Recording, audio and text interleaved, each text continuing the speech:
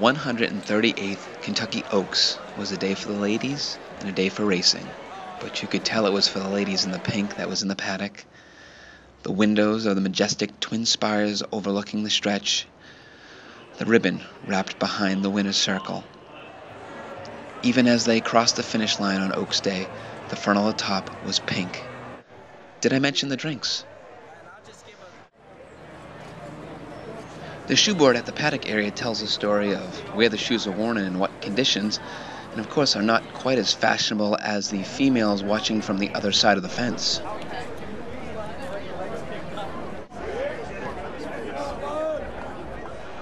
If you happen to be one of the 122,000 fans that show up for Oaks Day, you could be seen high above the grandstand, out on a balcony, or along the stretch drive packed up against the fence.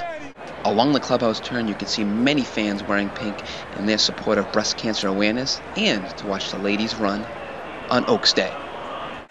Under the crowded grandstand, we waited for our horses and cheered as they ran by. While up in the media center was more of a quiet storm, and we plugged in, we chatted, we reported, and laid a few wagers down. Of course, there were many races leading up to the Oaks in which the horses were led out of the barn area. The starting gate was rolled out, getting ready for the race. The horses were led into the paddock, saddled, and marched around for the bettors to take a look at, led back to the track and into the starting gate, where that magical bell would ring. And there we go. They're off and into the first turn of the clubhouse. Not long before they make that journey back around the track to the stretch, and we cheer them on.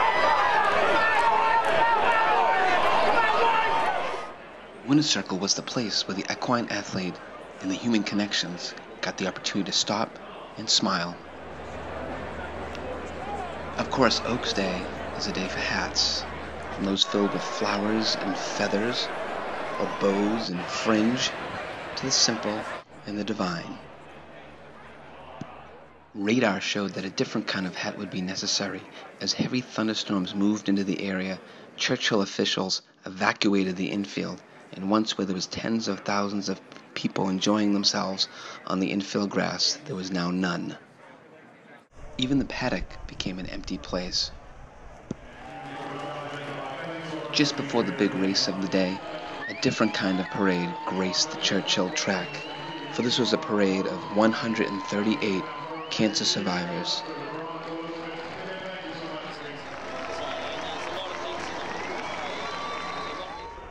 Following the first 10 races, the 45-minute rain delay, the runner-up and the eventual winner of the Oaks passed us by in the post-parade.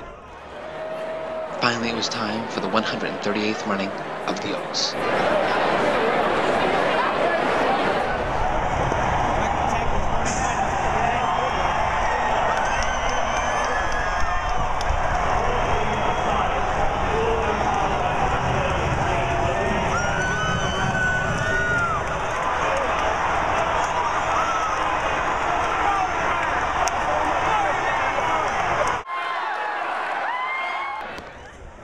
Of course, to the victors go the spoils. Trainer Larry Jones in his trademark cowboy hat makes his way through the main track of Churchill Downs onto the special winner's circle in the turf area, where he greets his female winning jockey Rosie Naprevnik on Believe You Can, the 138th winner of the Kentucky Oaks. As Rosie left the winner's circle as a history-making jockey, I couldn't help but think about the day that just was. 122,000 fans here to see the fillies, the 138th Oaks, and to celebrate those who have survived cancer.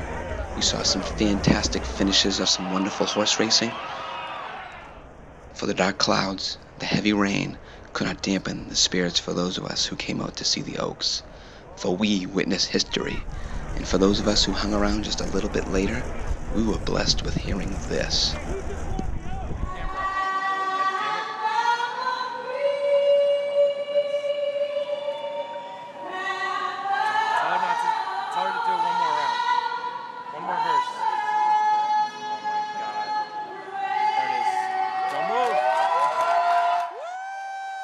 As my father would have said, it's a great country.